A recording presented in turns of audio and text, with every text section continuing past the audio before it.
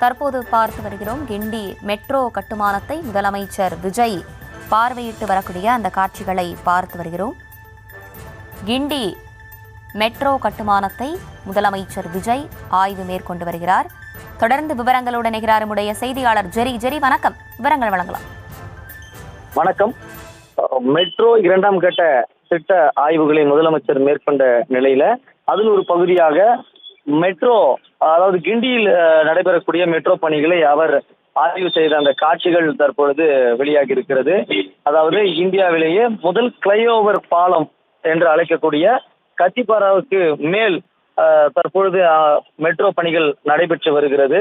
இந்த சூழல்ல அந்த பணிகளை அந்த பாலத்திற்கு மேல் நின்று முதலமைச்சர் ஆய்வு மேற்கொண்டார். அதாவது இந்தியாவினுடைய முதல் ஃப்ளைஓவர் பாலமாக கத்திப்பாரா பாலத்திற்கு மேற்புறத்தில் ஏற்கனவே 2 மெட்ரோ வழித்தடங்கள் செல்கிறது.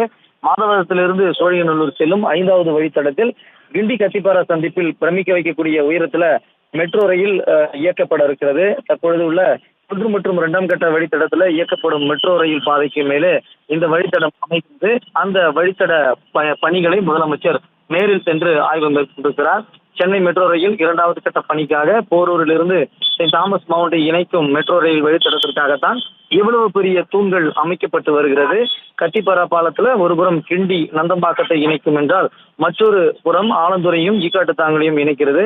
அதன் மேற்புறத்தில் ஏற்கனவே 2 மெட்ரோ வழித்தடங்கள் இயங்கக்கூடிய நிலையில அதற்கு மேலே 34 மீட்டர் உயரத்துல புதிய மெட்ரோ வழித்தடமும் அமைக்க இருக்கிறது.